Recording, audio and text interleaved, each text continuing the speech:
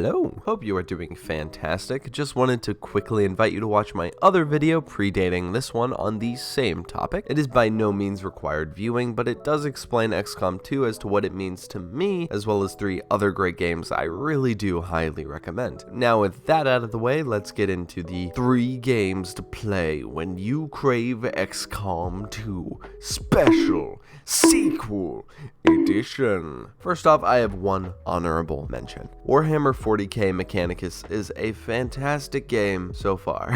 I haven't completed it yet, but I just wanted to recommend you give it a look-see. It's in an interesting vein of classic dungeon crawling TTRPG mixed with XCOM 2 inspired turn-based combat. It's a great experience so far and has me hooked on its plot as well as its gameplay. If I make another video in this quote-unquote series, I imagine this will make the cut. Alright, let's get into the first game I recommend in this glorious video. Gears Tactics is a cut-for-cut XCOM 2 game. Its gameplay systems, its encounters, its weapon types, and classes, it's all very XCOM 2. While Phoenix Point is a more complicated XCOM 2, Gears Tactics is the opposite. It's a bloody, visceral version of XCOM 2. One major difference Gears Tactics does add is a glory kill option. When an enemy reaches the brink of death, it allows you to perform a deliciously bloody, doom-inspired kill, gaining back some health in the process. This adds an interesting incentive to sometimes move your units out of cover and into a potentially more compromising position, although sometimes it adds their brains.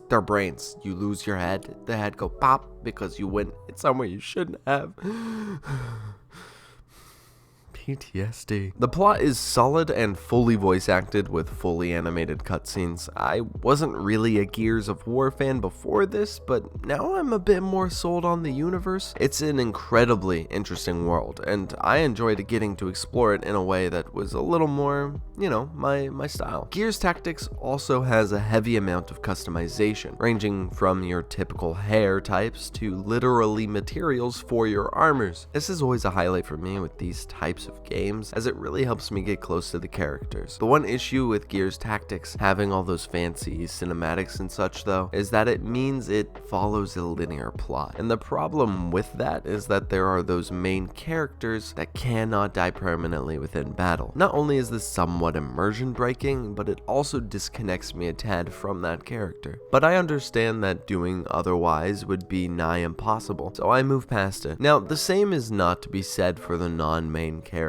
You can pick up mercs that are unrelated to the plot, but can definitely 100% get fucking assassinated when you do shit wrong. And they're gone.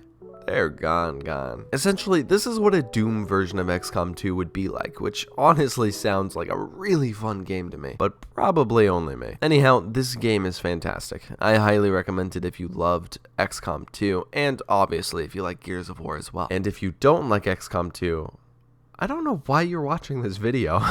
What are you doing here? Go spend your time doing something else. Now, let's talk about a nice little game called Phantom Doctrine. Now, picture this. You're playing XCOM 2 and you think to yourself, I love this opening bit where I set up my team while we're in stealth. I would love a whole version of this where stealth is the main drive. Well, my gorgeous friend, if this is so, then Phantom Doctrine is for you. This secret agent simulator of turn-based strategy games does a lot of heavy lifting to make you feel like you're solving the cases yourself. You put the dots together, you break into secure facilities, you work with double agents on the inside, you get backstabbed, you backstab the backstabber. It's a beautiful dance of espionage and carrying an LMG into a stealth mission and pulling it the fuck off. Yes, I did that, and yes, it was amazing. This game tickles that James Bond fancy gloriously. I do have some warnings though. Do not come into this game expecting combat, nor seamless combat at that. The jankiness of this game is within its combat, as that's not the focal point of the game. You aren't supposed to go in guns blazing. This is a game about surgical precision, stealth, and most importantly of all, thievery, because you steal a lot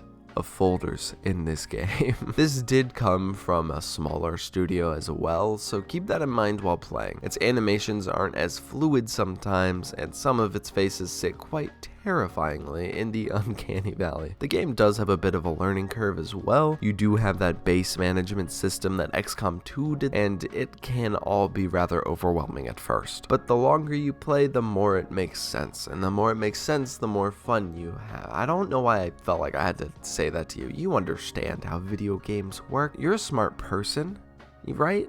You got it. You understand. I'm gonna move on.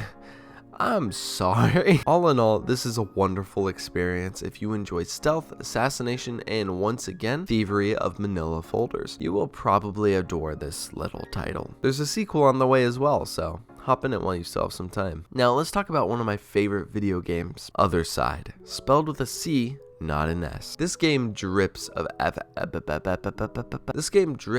atmosphere. The heaviness of the gothic vibe cannot go understated. It's depressing and bleak, and just a glimmer of hope resides. I fucking love it.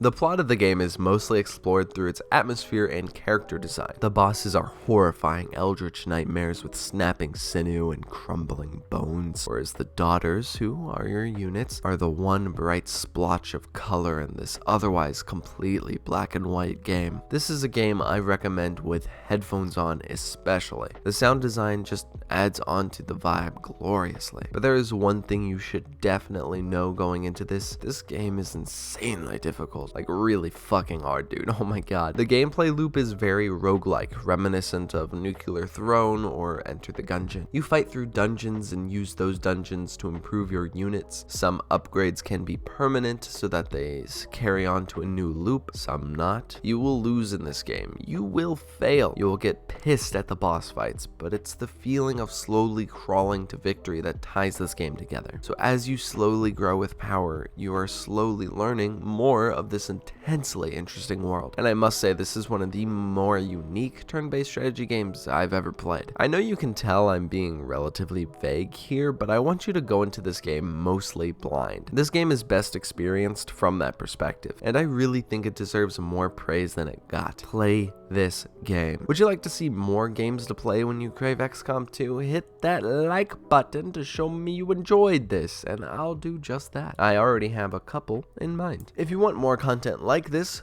smacky wacky that subscribe button like it's an Advent officer with a lousy grin. Thank you so much for watching. You're gorgeous. Hope you have a glorious day, and don't you dare fucking die. Or else. Oi, I saw that. Stop doing the dive.